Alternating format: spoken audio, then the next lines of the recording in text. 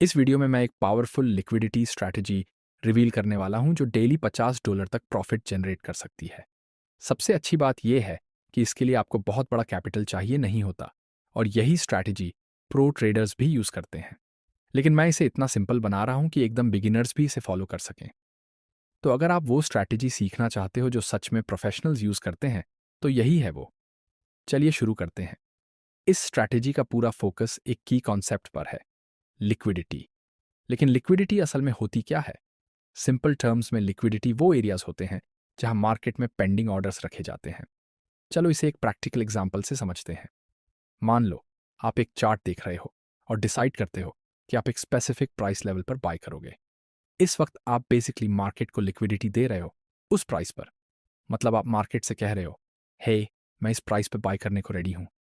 Same principle तब भी apply होता है जब आप सेल ऑर्डर प्लेस करते हो।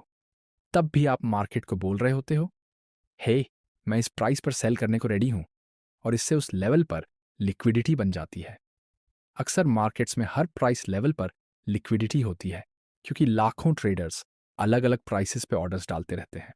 ये ट्रेडर्स रिटेल हो सकते हैं, बड़े बैंक्स या फाइनेंशियल इंस्टीट्यूशंस हो सकते हैं।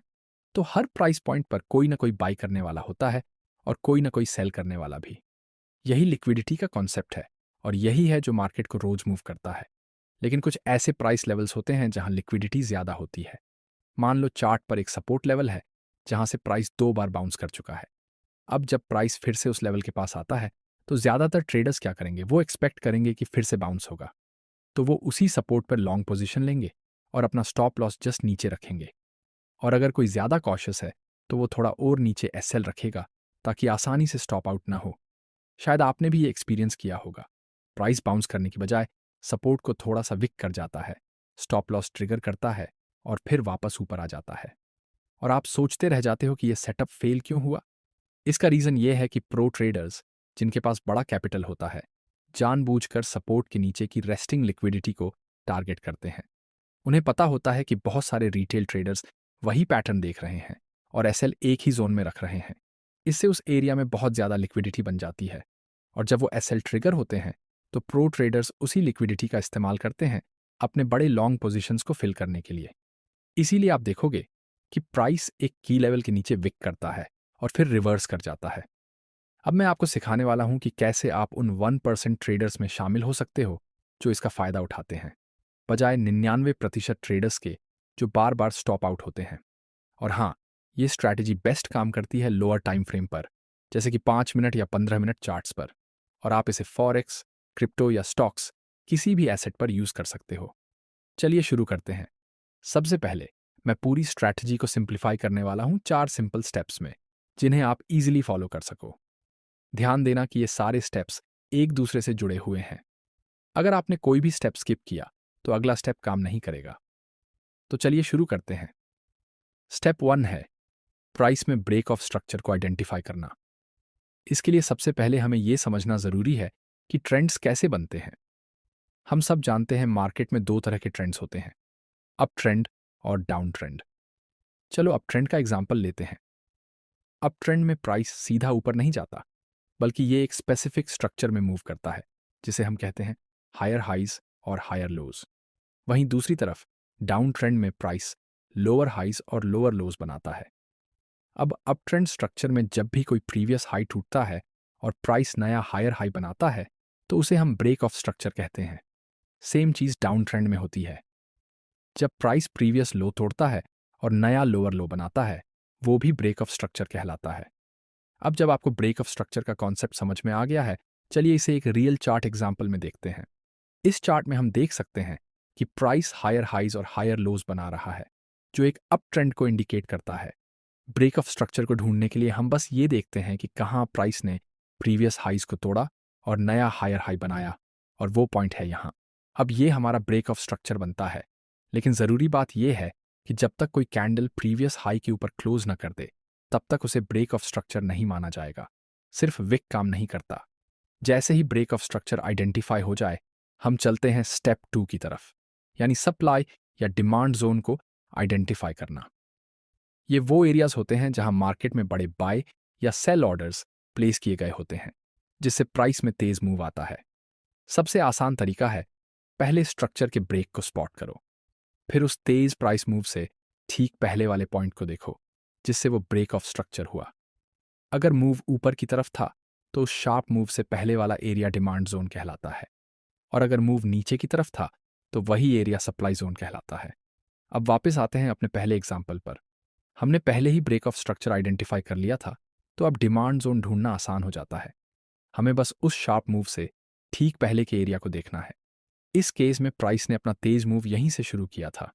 अब डिमांड जोन को मार्क करने के लिए उस आखिरी कैंडल को हाईलाइट करो जो उस शार्प मूव से ठीक पहले बनी थी। रेक्टेंगल टूल से उस कैंडल के लो से हाई तक एक जोन ड्रॉ करो। यही हमारा डिमांड जोन है। अब जब हमने डिमांड जोन आइडेंटिफाई कर लिया है तो चलते हैं स्टेप 3 की तरफ, यानी लिक्विडिटी लेवल को ढूंढना। और ये पूरे स्ट्रैटेजी का सबसे इंपॉर्टेंट स्टेप है।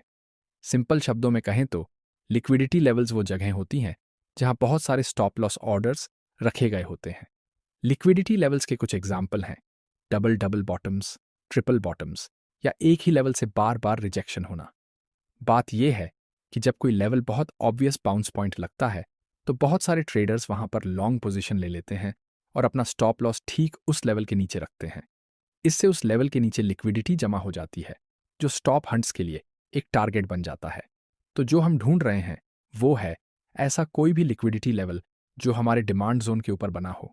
अक्सर क्या होता है कि प्राइस उस लेवल के नीचे ब्रेक करता है, लिक्विडिटी को स्वीप करता है और फिर हमारे डिमांड जोन से बाउंस करता है।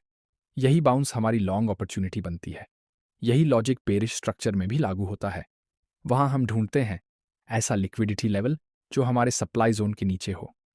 अक्सर होता यह है कि प्राइस उस लेवल के ऊपर ब्रेक करता है, लिक्विडिटी को स्वीप करता है और फिर सप्लाई जोन से रिजेक्ट होता है, और वही रिजेक्शन हमारी शॉर्ट अपॉर्चुनिटी बनती है।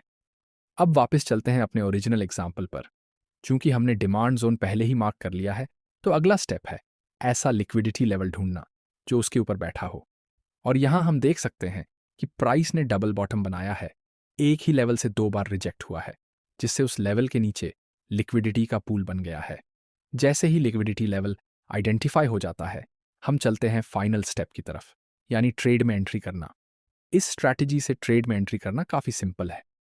हम डिमांड जोन के ऊपर एक लिमिट बाय ऑर्डर रखते हैं, स्टॉप लॉस थोड़ा नीचे रखते हैं और टेक प्रॉफिट सेट करते हैं स्टॉप लॉस डिस्टेंस का 2 गुना।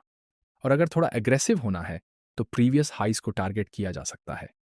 लिमिट ऑर्डर का मतलब है कि हम ट्रेड में करंट प्राइस पर एंटर नहीं कर रहे। हम अपने डिजायर्ड एंट्री प्राइस के साथ साथ स्टॉप लॉस और टेक प्रॉफिट पहले से ही सेट कर देते हैं। इससे आपको चार्ट के सामने बैठे रहने की जरूरत भी नहीं होती। बस एक बार लिमिट ऑर्डर लगा दो और प्राइस को अपना काम करने दो। इस एग्जाम्पल में प्राइस ने लिक्विडिटी लेवल के नीचे ब्रेक किया, हमारे एंट्री जोन में विक किया और फिर वापस ऊपर रिवर्स हो गया, हमारे टेक प्रॉफिट तक पहुंच गया। शुरुआत में ये स्ट्रैटेजी थोड़ी कॉम्प्लेक्स लग सकती है क्योंकि बहुत सारे कंडीशंस मिलकर काम करती हैं, लेकिन असल में ये सिर्फ कुछ की रूल्स को स्पॉट करने की बात है। जैसे लिक्विडिटी लेवल जो किसी सप्लाई या डिमांड जोन के पास हो। ये बिल्कुल वैसा ही है जैसे चार्ट पैटर्न को स्पॉट करना। मान लो आप ट्रायंगल पैटर्न ढूंढ रहे हो तो आप एग्जैक्ट मूवमेंट नहीं ढूंढते, आप बस वो रूल्स फॉलो करते हो जो उस पैटर्न को बनाते हैं, जैसे कन्वर्जिंग ट्रेंड लाइंस। ठीक वैसे ही हमारी लिक्विडिटी स्ट्रैटेजी भी एक पैटर्न है। हमें एग्जैक्ट प्राइस मूवमेंट की तलाश नहीं करनी, बल्कि उन रूल्स की जो इस पैटर्न को बनाते हैं, जैसे लिक्विडिटी लेवल जो सप्लाई या डिमांड जोन के पास बन रहा हो। इसीलिए ये जरूरी है कि आप इन रूल्स को अच्छे से समझो, सिर्फ प्राइस की सीक्वेंस को याद ना करो। अब चलते हैं एक और एग्जाम्पल की तरफ। तो फिर से पहला स्टेप है ब्रेक ऑफ स्ट्रक्चर को ढूंढना। इस पूरे चार्ट को देखो, हमें साफ दिख रहा है कि प्राइस लोअर हाइज और लोअर लोज बना रहा है, मतलब ये एक क्लियर डाउन ट्रेंड है। और यहां हमें एक ब्रेक ऑफ स्ट्रक्चर दिख रहा है जब प्राइस ने इस लो को तोड़कर नया लोअर लो बनाया। फिर यहां भी एक और ब्रेक ऑफ स्ट्रक्चर है जब प्राइस ने प्रीवियस लो को तोड़ा। अब जब हमने ब्रेक ऑफ स्ट्रक्चर आइडेंटिफाई कर लिया तो चलते हैं स्टेप 2 की तरफ, यानी सप्लाई या डिमांड जोन को आइडेंटिफाई करना। चूंकि ये डाउन ट्रेंड है तो हम सप्लाई जोन ढूंढेंगे। इसके लिए हम सबसे रीसेंट ब्रेक ऑफ स्ट्रक्चर को लेते हैं, फिर उस तेज गिरावट से ठीक पहले के पॉइंट को ढूंढते हैं जिससे वो ब्रेक ऑफ स्ट्रक्चर हुआ। इस केस में वो पॉइंट यही है। तो अब हम अपना सप्लाई जोन मार्क करते हैं। अब चलते हैं स्टेप 3 की तरफ, यानी उस सप्लाई जोन के नीचे लिक्विडिटी लेवल ढूंढना। यहाँ हम देख सकते हैं कि कई कैंडल्स की विक्स उसी लेवल को रिजेक्ट कर रही हैं जो इसे लिक्विडिटी जोन बनाता है, और ये एरिया एक लिक्विडिटी स्वीप का टारगेट बन जाता है। अब हमारे पास एक सप्लाई लेवल है जिसके नीचे लिक्विडिटी लेवल मौजूद है, जो इस पैटर्न को एक वैलिड लिक्विडिटी पैटर्न बनाता है। अब चलते हैं स्टेप 4 की तरफ, यानी ट्रेड में एंट्री करना। चूंकि ये डाउन ट्रेंड है तो हम मार्केट को शॉर्ट करेंगे, मतलब अगर प्राइस नीचे जाता है तो हमें प्रॉफिट होगा। एंट्री के लिए सप्लाई जोन के बॉटम पर एक लिमिट शॉर्ट ऑर्डर रखें, स्टॉप लॉस थोड़ा ऊपर सेट करें और टेक प्रॉफिट प्रीवियस लोज पर सेट करें। फिर बस ट्रेड को चलने दो। इस एग्जाम्पल में प्राइस ने पहले लिक्विडिटी लेवल को स्वीप किया, फिर सप्लाई जोन पर हमारी एंट्री हिट की और फिर रिजेक्ट होकर नीचे चला गया हमारे टेक प्रॉफिट की तरफ। तो ये है एक सबसे पावरफुल स्ट्रैटेजीज में से एक, और यही स्ट्रैटेजी है जिसने मुझे रोज $50 कमाने में मदद की। अगर आपको ये वीडियो पसंद आया तो इसको लाइक करो और हमारे चैनल को भी सब्सक्राइब करना मत भूलिए। मिलते हैं अगले वीडियो में।